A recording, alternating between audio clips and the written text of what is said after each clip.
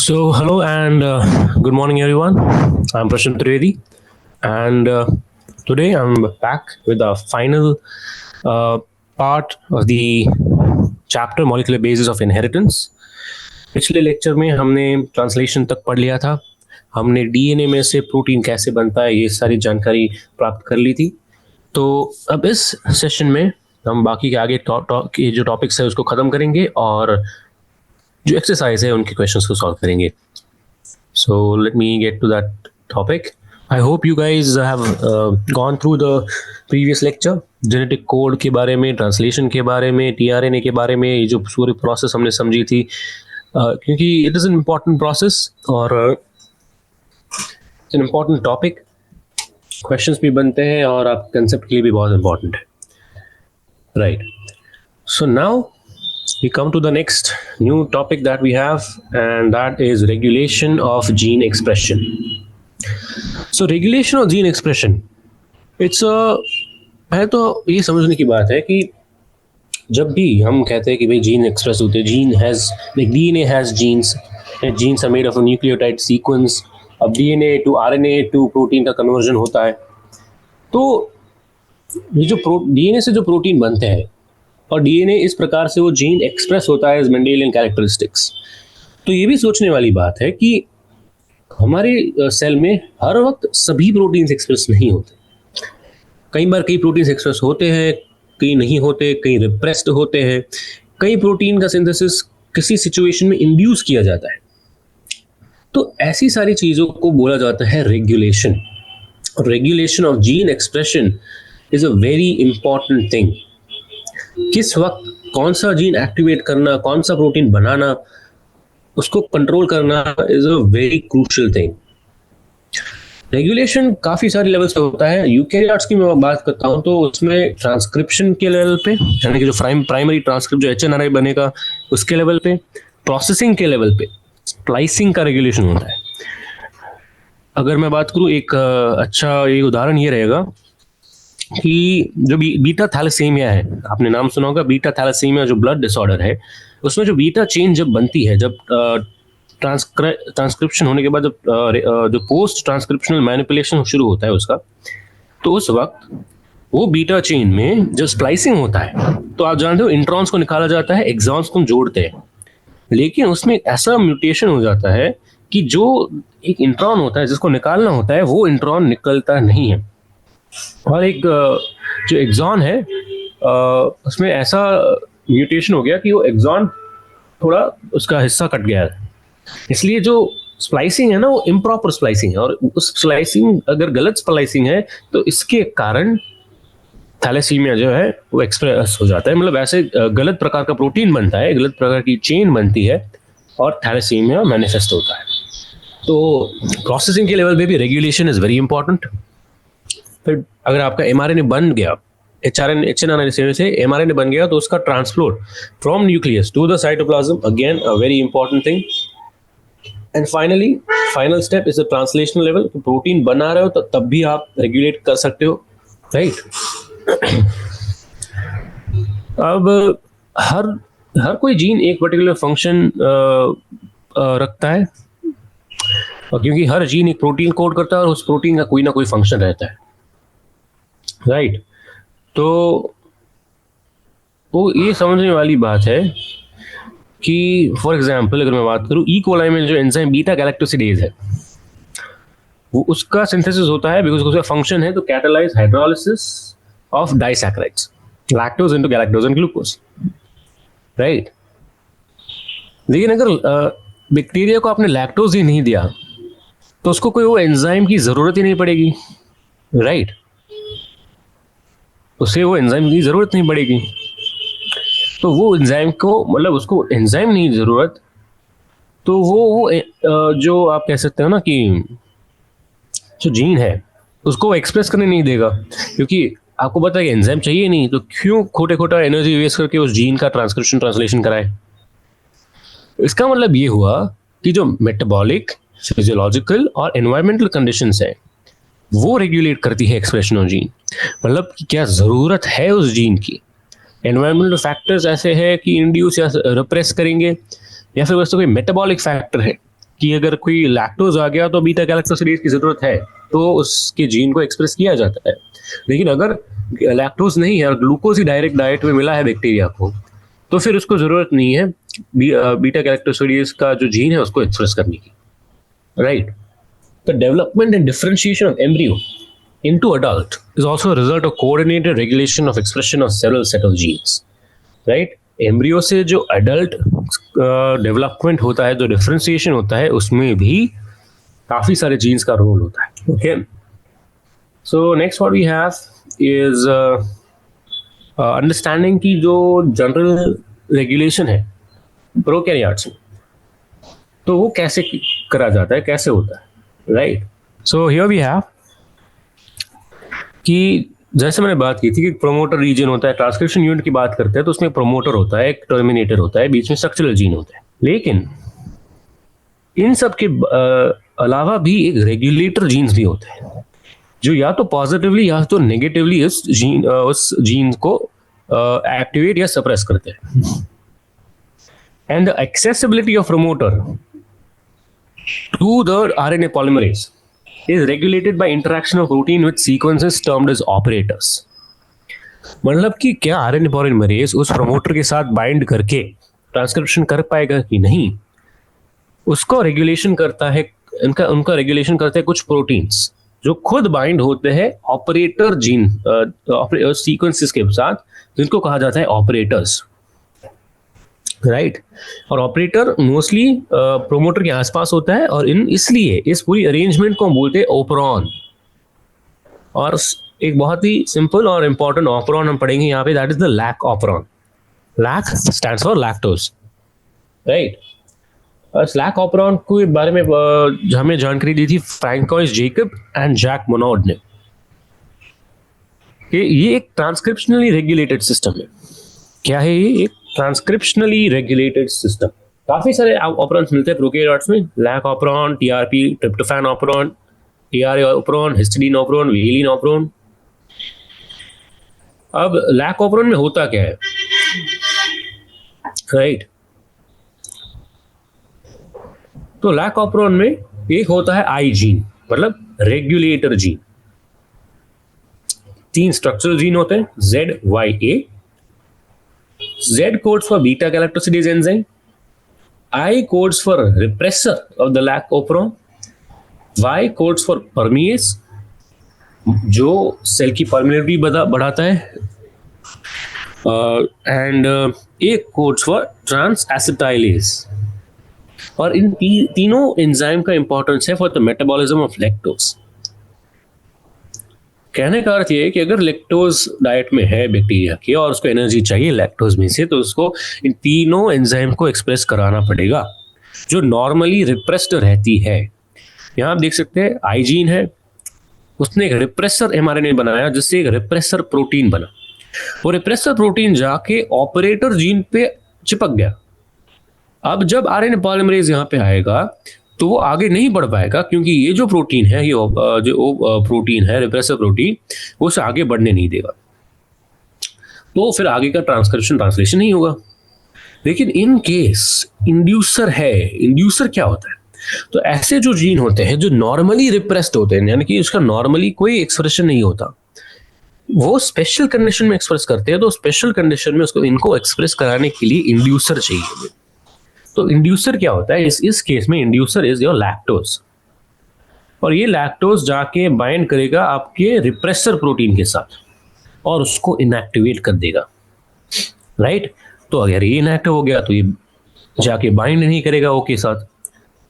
अब ये बाइंड नहीं करेगा तो ये साइट खुली हो जाएगी, तो आरएनए पॉलीमरेज यहाँ जाके बाइंड करेगा और आगे जाके ट्रांसक्रिप्शन कर देगा, तो हमें एमआरएनए मिल जाएगा, वहां से हमें 3 प्रोटीन बन जाएंगे और हम लैक्टोज का मेटाबॉलिज्म कर पाएगा बैक्टीरिया, राइट।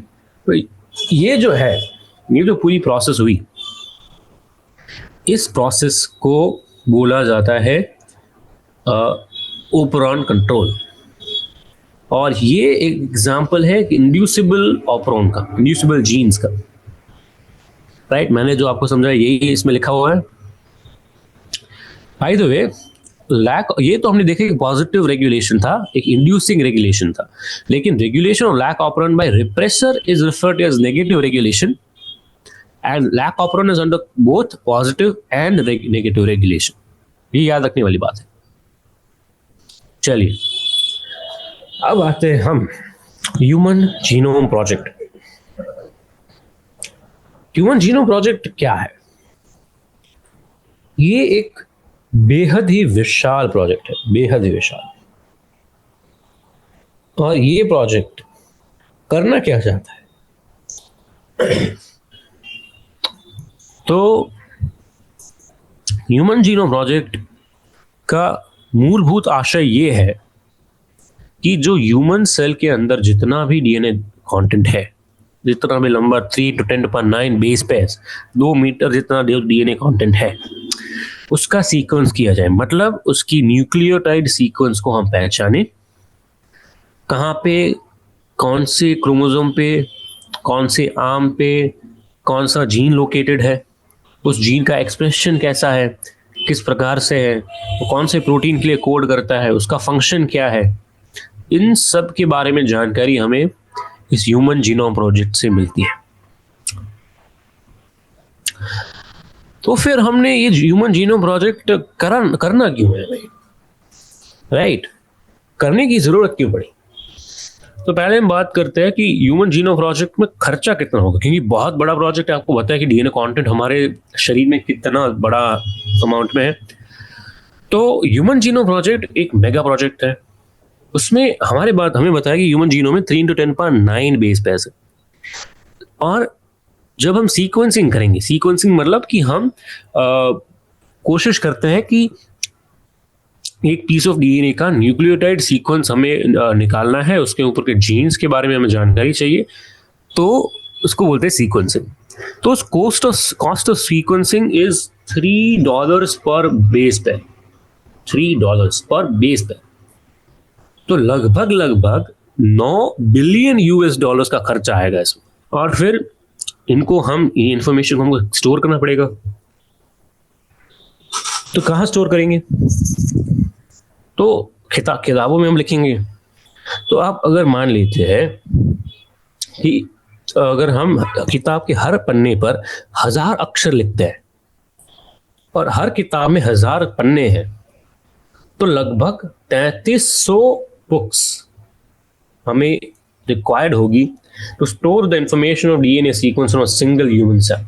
लेकिन अब इतनी सारी किताबें मेंटेन करना बहुत मुश्किल है। इसलिए this enormous amount of data, इसको हाई स्पीड कॉम्पिटिशनल डिवाइसेस की मदद से हमने स्टोर और किया है, और जिससे हमारा रिट्रीवल और एनालिसिस भी सिंप्लीफाई हो गया है।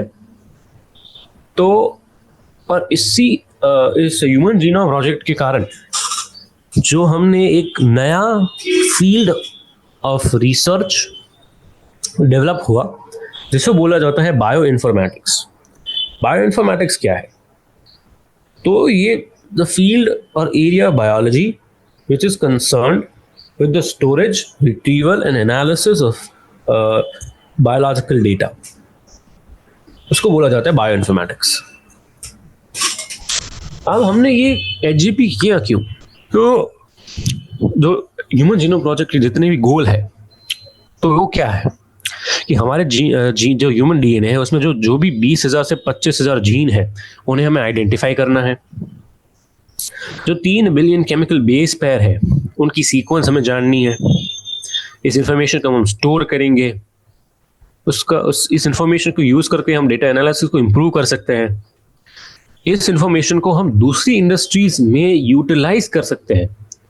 अगर हमें पता है कि ऐसी जेनेटिक सीक्वेंस है हमारी, तो हम इसको फार्मास्यूटिकल कंपनीज इसको यूज कर सकते हैं to create certain drugs, in such a way which will not affect the human genome but affect the pathogen only, right? Or they can use that human genome to study the effect of a drug under trial. And also it is useful for the addressing the LC, ethical, legal and social issues that may arise from the project.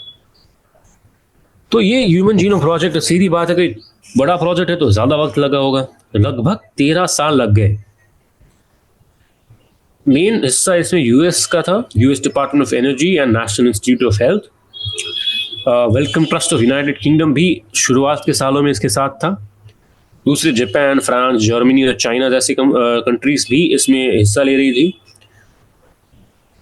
तो लगभग 2003 में, 1990 से शुरू किया गया था, 2003 में जाके इसका अंत हुआ। और हम कह सकते हैं कि हमें अगर सीक्वेंस पता चल जाती है आज ह्यूमन जीनोम की, तो it could revolutionise the way we diagnose, treat and prevent disorders that affect human beings. Right, क्योंकि अगर हमें पता है कि जीन के लेवल पे क्या चेंज हुआ है, तो हम तुरंत ही बता कर सकते हैं कि अगर ऐसा चेंज है तो ऐसा मैनिफेस्टेशन आ सकता है। तो उसका प्रिवेंशन शुरू हो जाता है even before it starts to express itself. Right, अब केवल ह्यूमंस पे ये नहीं किया गया है, नॉन ह्यूमन मॉडल्स भी यूज किए गए हैं, जैसे कि बैक्टीरिया हो गया, यीस्ट हो गया, ड्रोसोफिला, प्लांट्स में rice and arabidopsis, Caenorhabditis elegans, the free living non pathogenic nematode, इन सब का भी डीएनए सीक्वेंस किया गया है। अब आता है सवाल कि सीक्वेंसिंग होता कैसे। तो एक सीक्वेंसिंग ऐसा होता है कि जिसमें केवल वो डीएनए कंटेंट को हम सीक्वेंस या फिर एनालाइज करते हैं जिसका एक्सप्रेशन होता है आरएनए में, यानी कि जो ट्रांसक्राइब होता है। मतलब जो नॉन कोडिंग एरिया है उसको हम सीक्वेंस नहीं करते, और इस प्रोसेस को बोलते हैं एक्सप्रेस्ड सीक्वेंस टैग, यानी कि जो सीक्वेंस एक्सप्रेस हुए उनको ही हम टैग करेंगे। दूसरा इज अ ब्लाइंड अप्रोच, उसमें पूरा जीनोम सीक्वेंस कर दो, सभी कोडिंग नॉन कोडिंग सीक्वेंस सबको, उसके बाद हम उसको असाइन करेंगे अलग अलग रीजन्स। इसको बोला जाता है सीक्वेंस एनोटेशन। अब सीक्वेंसिंग होता कैसे है? तो आप एक सेल लोगे, उसमें से डीएनए निकालोगे, फिर उसको आप याद करिए कि रिस्ट्रिक्शन न्यूक्लियस से उसको रैंडम फ्रैगमेंट्स में हम तोड़ते हैं, और फिर उसकी कॉपीज बनाती है पॉलीमरेज एंजाइम को यूज करके, या फिर पीसीआर को यूज करते हैं हम, पॉलीमरेज चेन रिएक्शन, एंड उनको स्पेशलाइज वेक्टर में के यूज से हम होस्ट में डालते हैं। ये सारी चीजें आप आगे जाके पढ़ोगे अपने डीएनए रिकॉम्बिनेशन के चैप्टर में, उसमें आएगा ये कि डीएनए रिकॉम्बिनेशन कैसा होता है, उसमें रिस्ट्रिक्शन एंडोन्यूक्लियस क्या होते हैं, वेक्टर्स क्या होते हैं। राइट, अभी मैं डिटेल में नहीं जा रहा हूँ, उसमें आप अच्छी सी डिटेल में पढ़ोगे। राइट, एंड तो ये हो गया आपका क्लोनिंग। आपने उसको निकाला, डीएनए को निकाला, उसको तोड़ा, फिर उस छोटे छोटे पीसेस की बहुत सारी कॉपीज बनाई, तो इन कॉपीज को हमने वेक्टर के साथ जोड़ दिया, और फिर उसको वेक्टर को इंट्रोड्यूस किया होस्ट में। एंड सो हर होस्ट में जो भी कॉपीज जाएगी वो एक्सप्रेस हो जाएगी, और उस एक्सप्रेशन से हमें पता चलेगा कि भाई ये सीक्वेंस कौन सी है, उसका क्या फंक्शन है। और जो वेक्टर्स यूज करते हैं हम, अगर हम बैक्टीरिया को होस्ट बना रहे हैं तो उसको वेक्टर यूज होते हैं बैक्टीरियल आर्टिफिशियल क्रोमोसोम, और यीस्ट को होस्ट बना रहे हैं तो यीस्ट आर्टिफिशियल क्रोमोसोम को हम एज अ वेक्टर यूज करते हैं। तो द फ्रैगमेंट्स को हमने सीक्वेंस किया। अब सीक्वेंसिंग सीक्वेंसिंग होता कैसे है? तो we use automated DNA sequencers that work on the principle develop by Frederick Sanger. Sanger का एक रिएजेंट आता था, आता भी अभी, लेकिन यूज नहीं करते। उस सैंगर रिएजेंट की मदद से amino acid sequence and proteins को हम निकालते हैं। तो ऑलमोस्ट सिमिलर कह सकते हैं आप कि बेसिस पे ये भी डेवलप किया गया है, और इन सीक्वेंसेस को अरेंज करते हैं हम on the basis of overlapping regions present in the. तो ओवरलैपिंग फ्रेगमेंट बनाने पड़ते हैं, और अब सीधी बात है कि इतना बड़ा जीनोम है तो कोई हाथ से कोई इंसान नहीं कर पाता, इसलिए we need computer based programs to do this. और सीक्वेंसिंग, जो आखिरी क्रोमोसोम का सीक्वेंसिंग खत्म हुआ था, that was chromosome number 1, one of the largest chromosomes, in May 2006। हमने कुल 22 क्रोमोसोम्स, ऑटोसोम्स और X+X एंड Y को, जो एलोसोम्स है, उनको सीक्वेंस किया है। और दूसरा टास्क ये है कि हमें पता जो चल गया कि जीनोम में क्या है, कैसे है, कौन सा सीक्वेंस है, कहाँ डीएनए कैसा है, कौन सा जीन कहाँ पे लोकेटेड है, उसका फंक्शन क्या है. लेकिन अनदर चैलेंजिंग टास्क वाज कि इस जीनोम को जेनेटिक एंड फिजिकल मैप्स पे असाइन करना, कि हमें कैसे किसी को हमें बताना है कि भाई इस क्रोमोसोम पे, इस आर्म पे, इस जगह पे ये जीन लोकेटेड है. तुम कहोगे कैसे? तो इसको हमने इस इंफॉर्मेशन को हमें कन्वे करने के लिए हमने क्या किया कि जो हमारे पास जो भी इंफॉर्मेशन थी of polymorphism of restriction endonuclease recognition sites and some repetitive DNA sequences known as microsatellite, इसको हम जो इसकी मदद से हमने जेनेटिक फिजिकल मैप्स को असाइन किया था. राइट. तो हमने बोला कि भाई इस क्रोमोसोम पे ये एक रिस्ट्रिक्शन एंडोन्यूक्लियस साइट है, इससे 25 बेस पेयर डाउनस्ट्रीम यानी कि नीचे की और हमें ये जीन मिलता है. या फिर हमने ये कह दिया कि जो माइक्रोसैटेलाइट है, जो रिपीटेटिव डीएनए सीक्वेंस है, इस डीएनए सीक्वेंस से 50 बेस पेयर्स अपस्ट्रीम ये जीन लोकेटेड है. तो इस तरीके से इनकी मदद लेते हुए हमने एक मैप, एक physical and genetic map design किया ऑफ द जीनोम.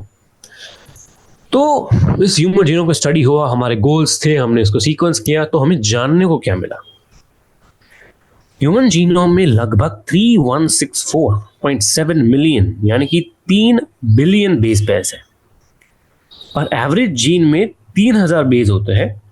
लेकिन कई बड़े बड़े जीन होते हैं, जैसे डिस्ट्रोफिन का जीन है, तो उसमें 2.4 मिलियन बेसेस है. टोटल नंबर ऑफ जीन्स लगभग 30,000 है.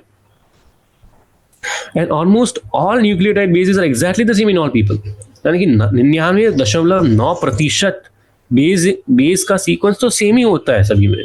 केवल 0.1% जो फर्क है ना, उसके कारण ही हम सब अलग है, और इससे ज्यादा फर्क भी नहीं कर सकते, क्योंकि अगर इससे ज्यादा फर्क हो गया तो हमारी जो स्पीशीज है ना वो अलग बन जाएगी. इतना डिफरेंस एक्यूमुलेट हो जाएगा कि वो दो ह्यूमंस के बीच आप कह सकते हो कि सिमिलरिटीज बहुत कम हो जाएगी. लगभग 50% से भी ज्यादा जो जीन्स है जो हमें हमने मिले हैं, उनका फंक्शन हमें नहीं पता. लगभग less than 2% of genome codes for protein. अब और हाँ, repeated sequence are a very huge part of the genome. काफी बार रिपीट होते हैं, हजारों बार रिपीट होते हैं. ऐसे भी सीक्वेंस है उनका कोई कोडिंग फंक्शन नहीं है, लेकिन उनका इंपॉर्टेंस है स्ट्रक्चर, डायनामिक्स एंड एवोल्यूशन में. Chromosome 1 has 2968 genes. That is the most number of genes. And Y has the fewest, 231 genes. Scientists ने अभी तक 1.4 मिलियन ऐसी साइट्स ढूंढ निकाली है जहां पे एक सिंगल बेस डिफरेंस पाया जाता है इन ह्यूमंस, जिसको बोलते हैं सिंगल न्यूक्लियोटाइड पॉलीमॉर्फिज्म, SNPs. और ये information is very important because वो एक ही साइट है जहां पे एक न्यूक्लियोटाइड चेंज होता है, उसके आजू बाजू सब कुछ सेम होता है. और अगर हम जानते हैं कि कोई एक पर्टिकुलर न्यूक्लियोटाइड अगर उस पोजीशन पे आता है, तो that could lead to a particularly bad manifestation. तो हम ये समझ सकते हैं कि अगर ये न्यूक्लियोटाइड है, मतलब कि ये डिजीज होने के चांसेस ज्यादा है. या फिर अगर ये डिजीज है, मतलब कि उसकी इस पोजीशन पे ये न्यूक्लियोटाइड प्रेजेंट होगा. So this is very important for finding chromosomal locations of disease-associated sequencing and tracing human history. Right? तो ये हमारे ह्यूमन जीनोम प्रोजेक्ट का इंपॉर्टेंस था. Next up what we have is DNA fingerprinting. तो fingerprinting तो आपको बताया, फिंगरप्रिंट आप सबको पता है, आपकी अंगूठी की, आपकी अंगुलियों की छाप जो होती है. तो ये जो छाप है, आप जानते हो कि आपका fingerprint is a very unique pattern. जो रिजेस और ग्रूव्स है, एक बहुत यूनिक पैटर्न होता है, और ये पैटर्न किसी दो इंडिविजुअल में सेम नहीं होते. राइट.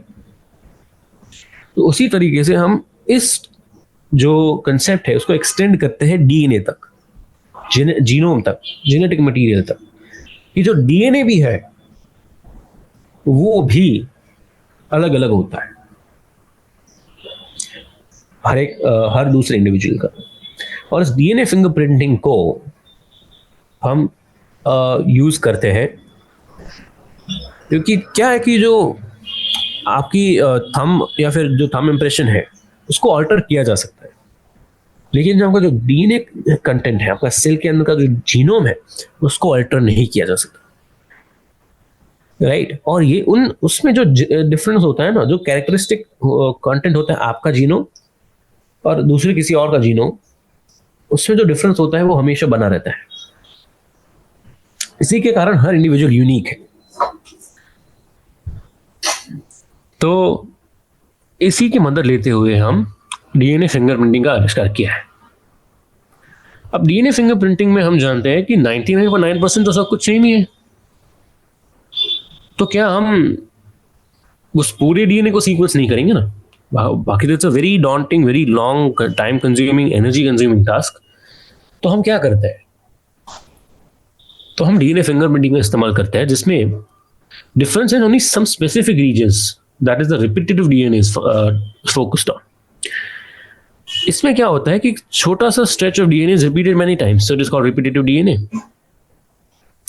और इनको हम बल्क जीनोमिक डीएनए में सेपरेट करते हैं।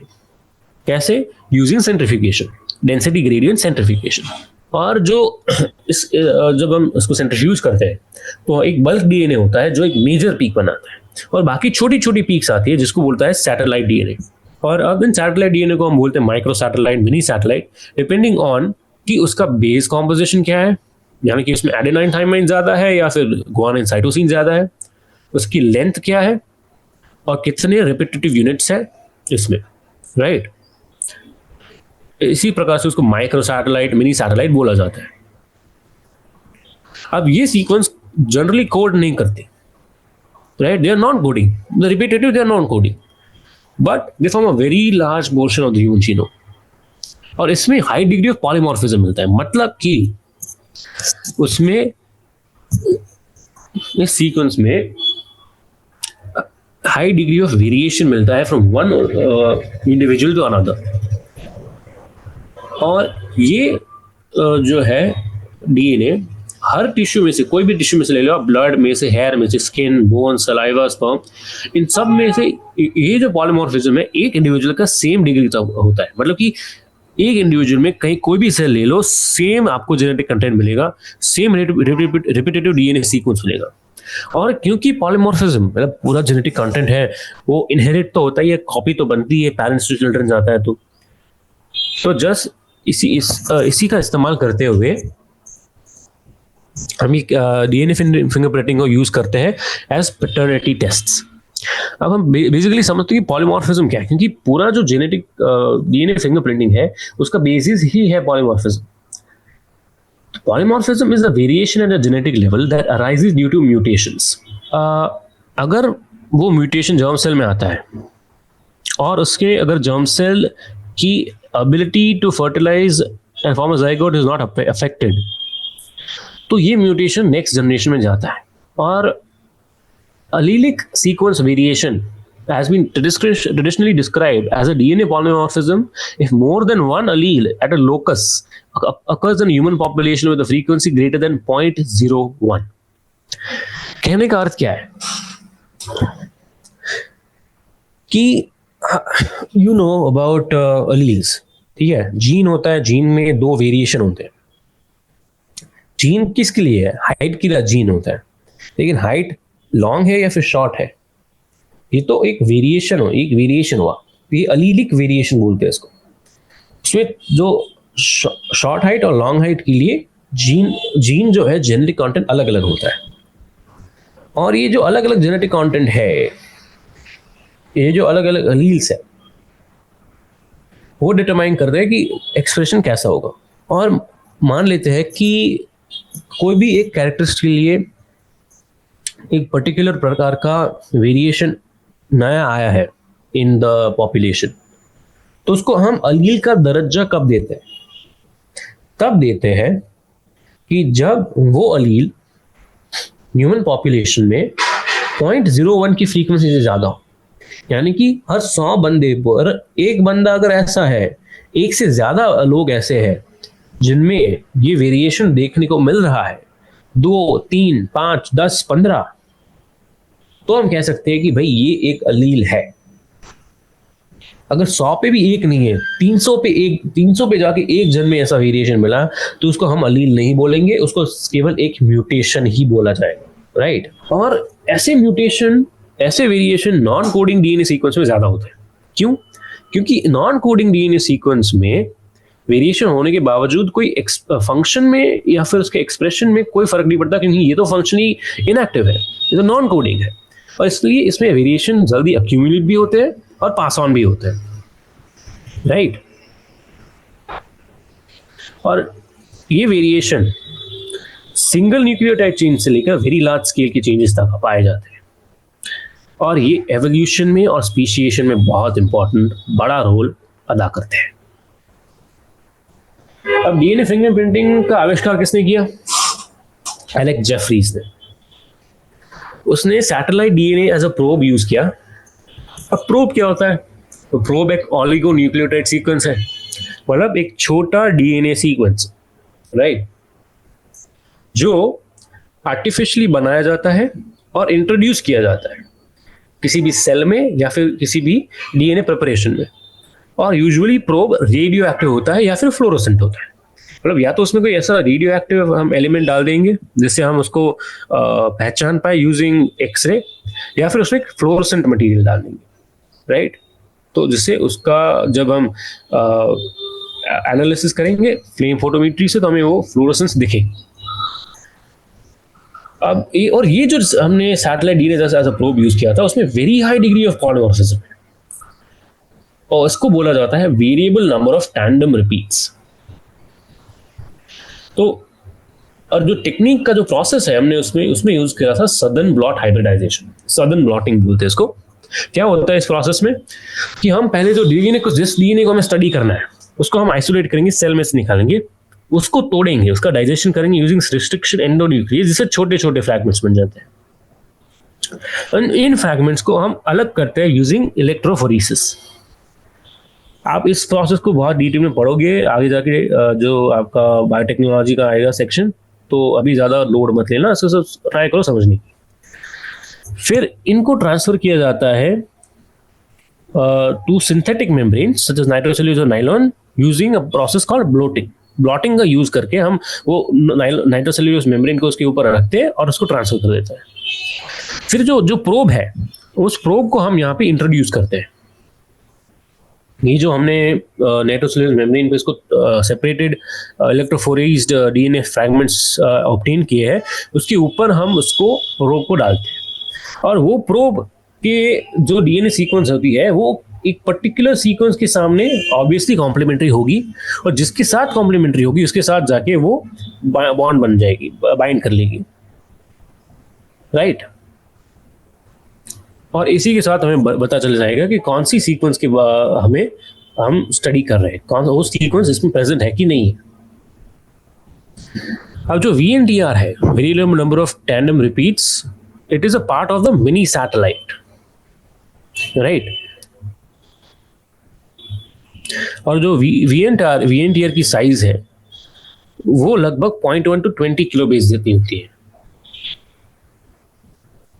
और इसीलिए हाइब्रिडाइजेशन जब VNTR प्रोब के साथ होता है तो ऑटो रेडियोग्राम जो हमें मिलता है, जो हम एक्सरे का डाल के हमें जो ऑटो रेडियोग्राम मिलता है, उसमें काफी सारे अलग अलग बैंड्स होते हैं, अलग अलग साइजेस,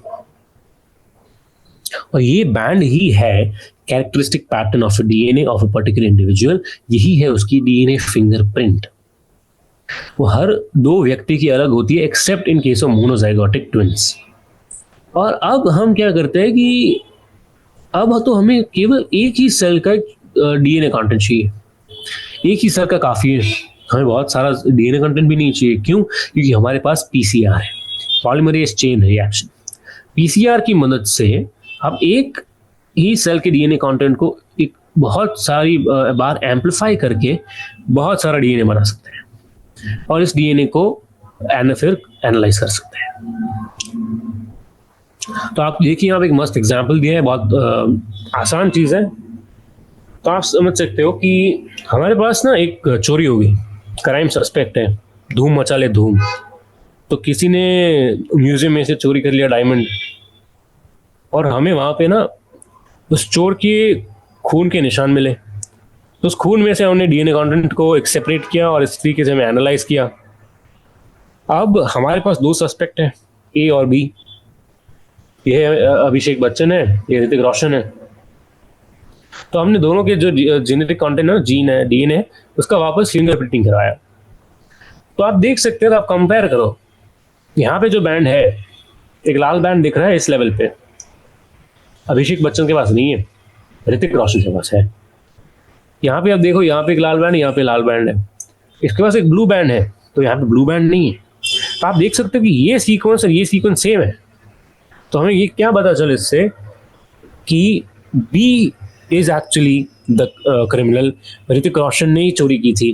तो यहाँ से आपको पता चल रहा है कि डीएनए फिंगरप्रिंटिंग की मदद से एक आपने जो यूज हमने यहाँ देखा है, that is for the identification of criminal on the basis of any DNA content available at the crime scene, right. इसका इस्तेमाल पैटर्निटी डिस्प्यूट्स में भी होता है, इसका इस्तेमाल पॉपुलेशन और जेनेटिक डाइवर्सिटी को स्टडी करने के लिए भी होता है, और बहुत सारे दूसरे यूजेस भी है। तो with this guys, we finally have come to the end of this chapter. ये चैप्टर का अंत हो चुका है। अब हमारे एक्सरसाइज की बारी आ गई है, तो क्वेश्चन आंसर्स को सॉल्व कर लेते हैं, राइट। ओके, सो पहला बहुत ही इजी क्वेश्चन है कि फाइनल फॉलोइंग को नाइट्रोजन बेस और न्यूक्लियोसाइड के बेसिस पे आपको डिफरेंशिएट करना है। तो पता है कि adenine, thymine, uracil, cytosine nitrogen base है, साइटिडीन और गुआनोसिन न्यूक्लियोसाइड है। आप बहुत बेसिक है ये, तो आप बायोमॉलिक्यूल्स में अपने बायोमॉलिक्यूल्स में पढ़ गए हो, पढ़ लिया आपने। ये एक छोटा सा कैलकुलेशन बेस्ड क्वेश्चन है, बहुत सिंपल है। I mean it's nothing. DsDNA है, 20% साइटोसिन है उसमें, तो एडेनाइन का परसेंटेज आपको उसमें ढूंढ के निकालना है। तो बहुत सिंपल है, चारगास रूल आपको बताया कि जितना ए होगा उतना टी होगा, जितना जी होगा उतना सी होगा, मतलब जितना प्यूरिन होगा उतना ही पिरिमिडीन होगा, राइट। तो कहने का अर्थ है कि जितना सी होगा ना उतना ही जी होगा, क्योंकि जितना भी सी है उसके सामने जी ही बेस पैर करेगा। तो अगर 20% सी है, साइटोसिन है, तो उतना ही परसेंटेज गुआनाइन का भी होगा, राइट। तो यानी कि 20% सी है तो 20% जी भी होगा। इसका मतलब ये हुआ कि जी और सी का मिला के कुल 40% हो गया। इसका मतलब कि बाकी के 60% में ए और टी है। अब बताया कि ए और टी भी इक्वली अमाउंट में होंगे, तो 60/2 is 30. Adenine content is 30. Thymine content is also 30. Easy, simple. अब sequence of one strand of DNA is written as follows: 5 prime, whatever 3 prime. तो कॉम्प्लीमेंट्री स्ट्रैंड का हमें इंफॉर्मेशन चाहिए इन 5 प्राइम टू 3 प्राइम डायरेक्शन। बहुत simple है, मैं मतलब क्या बताऊं इसमें आपको।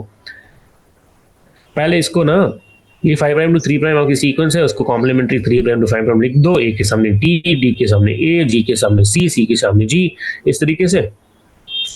और फिर उसको ना उल्टा करके लिख दो। 5 प्राइम इस साइड लेफ्ट साइड ले लो और 3 प्राइम राइट साइड जाने दो, उसको पूरा उल्टा रख के लिख दो। तो हो गया आपका complementary strand in 5 prime to 3 prime direction. अगला question, sequence of coding strand in transcription unit दी गई है, तो एमआरएनए कैसा होगा। आइए इसमें ध्यान ये रखना है कि आपको कोडिंग स्ट्रैंड दिया है, आपको टेम्पलेट स्ट्रैंड नहीं दिया है। और इसमें जो ट्रिक होगी ना, तो ट्रिक यही है कि आपको इसमें से टेम्पलेट स्ट्रैंड नहीं बनाना। कोडिंग स्ट्रैंड और एमआरएनए का सीक्वेंस सेम ही होता है, एक्सेप्ट कि थाइमिन की जगह यूरासिल आ जाता है। तो बस यही सीक्वेंस वापस लिख देना है और इसमें टी की जगह ए लगा दो, बस हो गया आपका mRNA sequence. Next question, which property of DNA double helix led Watson and Crick to hypothesize a semi-conservative mode of DNA replication? तो वॉटसन एंड क्रिक ने अपने मॉडल में ऐसा क्या देखा, अपने डबल हीलिक्स डीएनए मॉडल में ऐसा क्या देखा जिससे उनको ये हाइपोथेसिस दी कि भाई DNA replication is a semi conservative DNA replication. तो आप देख सकते हो कि जो डीएनए के दो स्ट्रैंड होते हैं वो होते हैं एंटी पैरेलल, एक दूसरे के एंटी पैरेलल होते हैं। एक 5 प्राइम टू 3 प्राइम होता है तो दूसरा 3 प्राइम टू 5 प्राइम होता है, कॉम्प्लीमेंट्री होते हैं।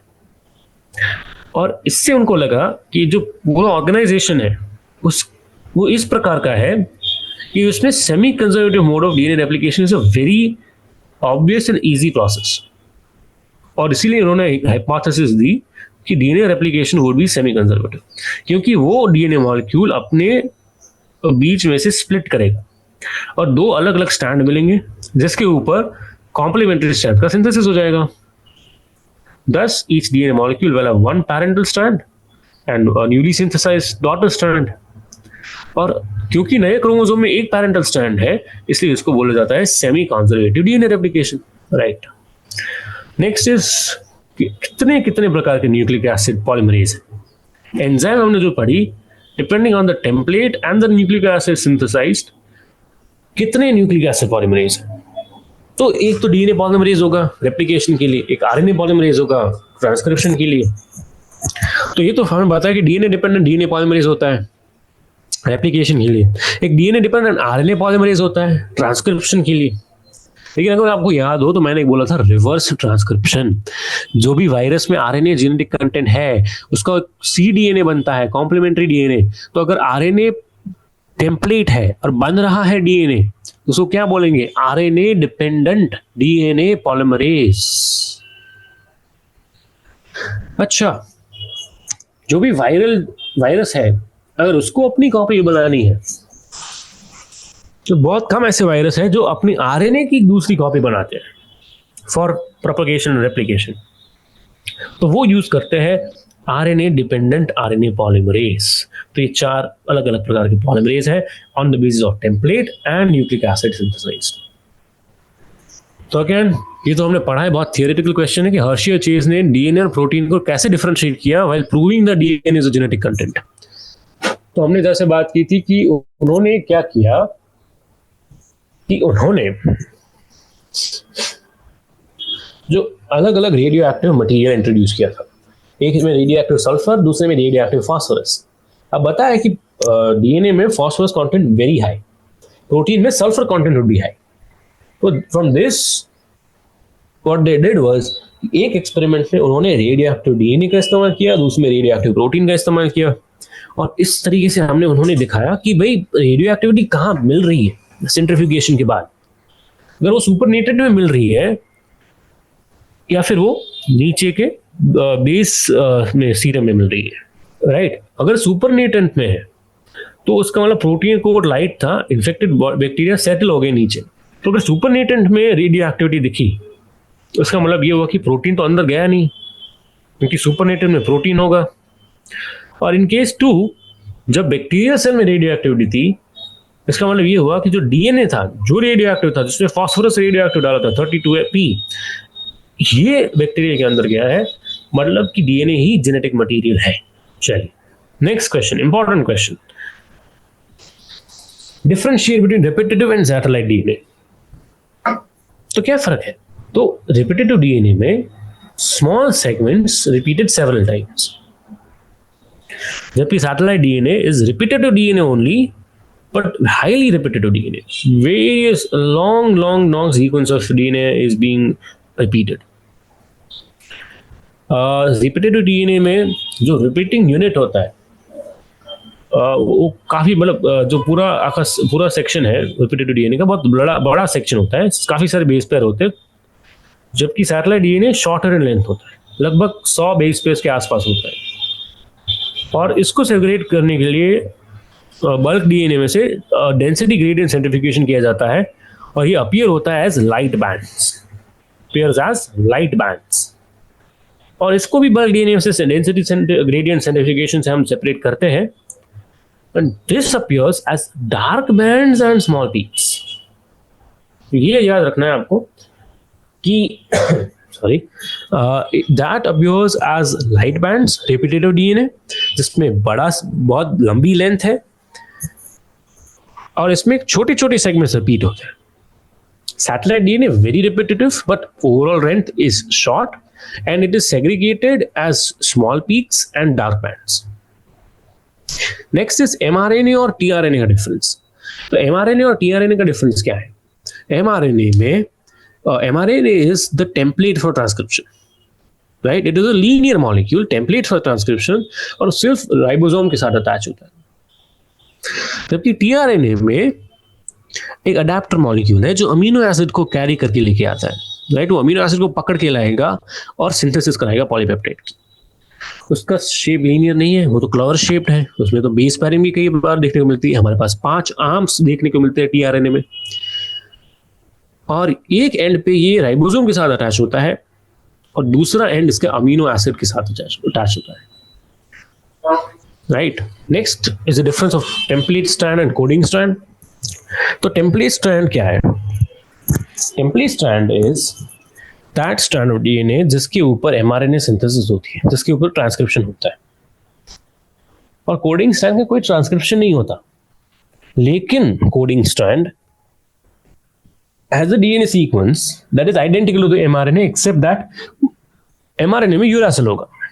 और टेम्पलेट स्ट्रैंड तो ऑब्वियसली कॉम्प्लीमेंट्री है mRNA से.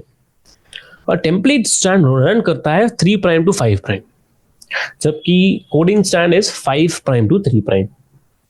ओके, राइबोसोम के रोल पूछे गए हैं, बहुत ही सिंपल है कि वो साइट है जहाँ पे प्रोटीन सिंथेसिस होगा.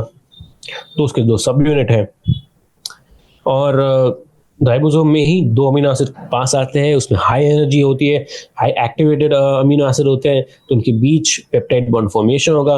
23S rRNA is a ribozyme in bacteria, peptidyl transferase की तरह एक्ट करेगा वो. अगला क्वेश्चन जीन एक्सप्रेशन पे है, ओपरॉन के ऊपर क्वेश्चन है कि हमने ई कोलाई में लैक्टोज डाला तो लैक ऑपरॉन इंड्यूस हो गया, मतलब लैक ऑपरॉन एक्टिवेट हो गया, एंजाइम बनने लगे, लैक्टोज का मेटाबॉलिज्म शुरू हो गया, उसमें से एनर्जी मिलने लगी. तो फिर क्यों थोड़ी देर के बाद अपने आप लैक ऑपरॉन बंद हो गया? तो हमें बताया कि लैक्टोज इंड्यूस करेगा, रिप्रेसर के बाइंड करेगा, उसको इनएक्टिवेट करेगा, तो वो जो स्ट्रक्चरल जीन है वो एक्सप्रेस हो जाएंगे, नए नए एंजाइम्स बनेंगे, लैक्टोज का मेटाबॉलिज्म होगा. लेकिन क्या होगा कि मेटाबॉलिज्म होने के बाद धीरे धीरे लैक्टोज का लेवल नीचे चला जाएगा, क्योंकि वो मेटाबॉलाइज हो जाएगा. तो इंड्यूसर का लेवल नीचे गया, तो धीरे धीरे अब रिप्रेसर के साथ कोई बाइंड करने वाला इंड्यूसर है नहीं. अब क्योंकि इंड्यूसर नहीं है, तो अब रिप्रेसर जाके बाइंड करेगा ऑपरेटर जीन के साथ, और this will restrict the RNA polymerase from transcribing the operon and subsequently transcription is ceased. इसको इस प्रकार के रेगुलेशन को बोलते हैं नेगेटिव रेगुलेशन, राइट? क्योंकि अब धीरे धीरे लैक्टोज कम हो जाएगा, तो वापस रिप्रेसर को कोई बंद करने वाला नहीं है, तो रिप्रेसर जाके ओपरॉन के साथ ऑपरेटर जीन के साथ बाइंड करेगा और वापस ट्रांसक्रिप्शन को इनहिबिट कर देगा. ऐसे दिख रहा है, बस ये फिगर में आपको मैंने पहले भी बताया था, वही चीज है. रिप्रेसर है, बाइंड कर रहा है, लैक्टोज होगा तो बाइंड नहीं करेगा, right? Next is explain the following terms in line और 2.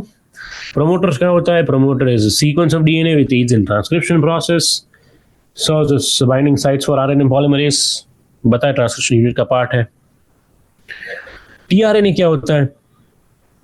टीआरएनए एक सॉल्युबल आरएनए है, क्लाउड शेप्ड है, जो जेनेटिक कोड को पढ़ता है. उसके पास एक एंटीकोडन लूप होता है जो अमीनो एसिड को लेके आता है और राइबोसोम में पॉलीपेप्टाइड फॉर्मेशन में मदद करता है. और हर अमीनो एसिड के लिए एक स्पेसिफिक टीआरएनए मॉलिक्यूल प्रेजेंट होता है. एक्सॉन्स क्या होते हैं? Exons are in eukaryotes, those are coding sequences of DNA which transcribe protein, right? Exons के बीच नॉन कोडिंग सीक्वेंस भी होता है जिसको बोलते हैं इंट्रॉन्स, जिसको निकाला जाता है स्प्लाइसिंग से. Next we have why is the human genome project called a mega project? तो बता कि ह्यूमन जीनोम ही खुद इतना बड़ा है, इट इज 3 × 10⁹ बेस पेयर्स. तो इतना बड़ा ह्यूमन जीनोम को सीक्वेंस करके उसके अंदर के जीन्स को आइडेंटिफाई करके उनका फंक्शन आइडेंटिफाई करना is a very highly ambitious project. और इसमें लगभग 13 साल बीत गए. 1990 से शुरू करके 2003 तक ये प्रोजेक्ट चला, और इस प्रोजेक्ट की मदद से बहुत सारे बेनिफिट हुए, बहुत सारा हमें नया इन्फॉर्मेशन जानने को मिला है, जेनेटिक सीक्वेंस मिली। इस सीक्वेंस के यूज़ करके हमने काफ़ी सारे अलग अलग industries, specially health care and pharmaceuticals में बहुत फ़ायदा हुआ है। बायोटेक्नोलॉजी, जेनेटिक्स, मेडिकल साइंसेस, इसलिए इसको एक मेगा प्रोजेक्ट बोला गया है, क्योंकि first it was a huge genome which was being sequenced, the information that was being sequenced was huge, plus it's implications were also huge। काफ़ी अलग अलग इंडस्ट्रीज में बहुत ही ब्रॉड इसका एप्लीकेशन और इन्फ्लुएंस हुआ है। तो आप कह सकते हो कि ये एक बहुत ही इंपॉर्टेंट मेगा प्रोजेक्ट है। Next we have what is DNA fingerprinting, right? उसका एप्लीकेशन बताइए। तो डीएनए फिंगरप्रिंटिंग आपको बताया कि it is helpful in identifying and analysing variation in different individuals at the DNA level. DNA के लेवल पे जो भी variable number of tandem repeats है, जो भी पॉलीमॉर्फिज्म देखने को मिल रहा है, जो भी रिपीटेड डीएनए सीक्वेंस है, जो भी सैटेलाइट्स है, माइक्रो सैटेलाइट्स, मिनी सैटेलाइट्स, इसका जब हम एनालिसिस करेंगे, उसको सब हम सेपरेट करेंगे, ऑटो रेडियोग्राफी करेंगे, तो उसके ऊपर से हमें जो भी प्रोफाइल मिलती है, डीएनए प्रोफाइल बोलते हैं उसको, उस प्रोफाइल को इसको बोला जाता है डीएनए फिंगरप्रिंटिंग। और इसकी मदद से हम आइडेंटिफाई कर सकते हैं इंडिविजुअल को, उसके अंदर के वेरिएशंस पता कर सकते हैं। It is based on the principle of variability, क्या फर्क होता है हर इंडिविजुअल में, और पॉलीमॉर्फिज्म, हर एक इंडिविजुअल में जो भी रिपीटेटिव डीएनए सीक्वेंस में जो भी एक पर्टिकुलर चेंज होता है, कैरेक्टरिस्टिक चेंज पाया जाता है, उसके बेसिस पे हमने इसको डीएनए फिंगरप्रिंटिंग का आविष्कार किया गया है। इसके एप्लीकेशन बृहद है। एक है potential crime suspect, crime scene में से डीएनए मिला, सस्पेक्ट में से हमने डीएनए लिया, उसका सीक्वेंसिंग करा के हमने जब कंपेयर किया तो हमें क्या जानने को मिला। Next is establishing family and paternity relationships. Paternity disputes है, तो एक्चुअली फादर कौन है, तो चाइल्ड का डीएनए लिया जाता है, जो भी पैटर्निटी के जो भी कंटेंडर्स है उनका डीएनए लिया जाता है, और फिर सीक्वेंसिंग की जाती है, और जिसमें ज्यादा सिमिलरिटी पाई जाती है हम कहते हैं कि that guy is the father. Identifying preserving the commercial varieties of livestock and crops. तो डीएनए फिंगरप्रिंटिंग करेंगे तो जेनेटिक कंटेंट में से हमें पता चल जाएगा कि वाइल्ड वेराइटी है ऑफ लाइवस्टॉक की, और क्रॉप्स, या फिर कोई कमर्शियली मेड या फिर जो लैब में बनाई गई हाइब्रिड वैरायटी है, और इस तरीके से हम हाइब्रिड वैरायटी को प्रिजर्व कर पाएंगे। And useful to discover and know more about the evolutionary history of an entity, thus tracing linkages between different entities। जो फॉसिल्स है, जो भी पुराने बोन्स मिलते हैं, उसमें से हम डीएनए कंटेंट निकाल के उसका भी डीएनए सीक्वेंसिंग करते हैं, और सीक्वेंसिंग हमें पता चलता है कि हमारे पूर्वज और दूसरे जो प्राणी थे जो पुराने जमाने में पाए जाते थे, उसमें और हमारे जेनेटिक कंटेंट में कितनी सिमिलरिटी है, कितनी डिसिमिलरिटी है, और जो फर्क है तो कितना फर्क है और क्यों वो फर्क है। ये अगर वो फर्क पाया जाता है तो उससे बेसिस हमें पता चलेगा कि भाई वो उनका स्ट्रक्चर, उनका प्रोटीन, उनके सेल का मेटाबॉलिज्म कैसा हुआ करता होगा, उनका डाइट कैसा हुआ करता होगा। आप कह सकते वो हमारे मतलब हमसे जेनेटिकली कितने क्लोज होंगे, राइट? चिंपैंजीज हमसे ज्यादा क्लोज है देन मंकीज। तो वो कैसे, किसके बेसिस पे? हमने जेनेटिक स्टडी की, क्रोमोसोमल स्टडी की, तो हमें पता चला कि भी उनके और हमारे जीन में ज्यादा फर्क नहीं है जितना, लेकिन हमारे और मंकी के जीन में बहुत कंसिडरेबल फर्क है, जबकि चिंपैंजीज और हमारे जीन में काफी सारी सिमिलरिटीज है। तो इसके बेसिस पर हमें एवोल्यूशनरी हिस्ट्री कि कौन पहले आया होगा, कौन उसके बाद उसमें से डेवलप हुआ होगा, वो हमें पता चल सकता है, राइट? लास्ट क्वेश्चन कि टर्म्स है हमारे पास यहाँ पे, तो उसको डिस्क्राइब करना है हमें। First is transcription. तो सिंपल है, synthesizing DNA from RNA, sorry RNA from DNA, RNA from DNA template. अब क्या करेंगे, DNA gets duplicated in mRNA, promoter terminator region होते हैं, बीच में जीन्स होते हैं, उसको बोला जाता है ट्रांसक्रिप्शन यूनिट। उसके लिए हमें चाहिए एक डीएनए टेम्पलेट इसकी हम कॉपी करेंगे। आरएनए पॉलीमरेज एंजाइम चाहिए, 4 टाइप के राइबोन्यूक्लियोटाइड चाहिए, AUGC, और को फैक्टर्स चाहिए जिसके magnesium ion. Transcription 3 important process होती है, इनिशिएशन, एलोंगेशन, टर्मिनेशन। पूरी प्रोसेस यहाँ पे लिखी गई है। I am not going to detail, क्योंकि हमने बहुत ही अच्छी डिटेल में पढ़ी है पूरी प्रोसेस, कौन सी एंजाइम है, कौन से न्यूक्लियोटाइड ट्राइफॉस्फेट, सब कुछ। Next we have is polymorphism. What is polymorphism? Genetic variation wherein different nucleotide sequences can be present at different sites in a molecule of DNA. And there is a high frequency of this heritable mutation to be observed in a population which emerges as a result of mutation either in the germ or the somatic cell. कि मतलब कि DNA molecule में कोई दो individual के बीच के जो DNA molecule है उसमें अलग अलग साइट्स पे अलग अलग न्यूक्लियोटाइड सीक्वेंस का प्रेजेंट होना इन the form of genetic, this is a genetic variation, इसको बोलते हैं पॉलीमॉर्फिज्म। और ये हेरिटेबल होता है क्योंकि ये नॉन कोडिंग सीक्वेंसेस में पाया जाता है, मतलब उसमें अगर म्यूटेशन हो गया फिर भी कोई फंक्शनल इम्पेयरमेंट नहीं होगा। And germ cell mutation passes on from one generation next, इसलिए ये म्यूटेशन अक्यूमुलेट होते हैं over the years, over the generations in a population, and इससे होता है वेरिएशन एंड पॉलीमॉर्फिज्म। और इसका बहुत इंपॉर्टेंट रोल होता है एवोल्यूशन और स्पीसीएशन में, मतलब कि वेरिएशन से हम नई स्पीशीज की ओर जब बढ़ते हैं तो it is because of these mutations which accumulate in non coding sequences. जो सीक्वेंस के कोई फंक्शन नहीं है, जिसका कोई प्रोटीन सिंथेसिस नहीं होता, वो केवल स्ट्रक्चरल इंटीग्रिटी के लिए है, उसमें अगर ये म्यूटेशन होता है तो कोई फर्क नहीं पड़ता और ये म्यूटेशन नेक्स्ट जनरेशन में पास ऑन हो सकता है। Next is translation. तो amino acid are polymerised in the form of a polypeptide chain. Ribosome चाहिए होता है, इसमें हमें बताया कि जेनेटिक कोडोन का इस्तेमाल होता है। mRNA पे एक ट्रिपलेट सीक्वेंस होगा, tRNA पे एंटीकोडोन लूप होगा, वो एंटीकोडोन लूप इसको आइडेंटिफाई करेगा, वो अमीनो एसिड को पकड़ के लाएगा, खींच के लाएगा, उसको एक्टिवेट करेगा। फिर दो अमीनो एसिड जब नजदीक में आ जाएंगे तो फिर उनके बीच हाई एनर्जी होने के कारण एक बॉन्ड बन जाएगा पेप्टिडाइल ट्रांसफरेज एंजाइम की मदद से, और ये बॉन्ड बनता जाएगा, पॉलीपेप्टाइड सीक्वेंस की लेंथ बढ़ती जाएगी,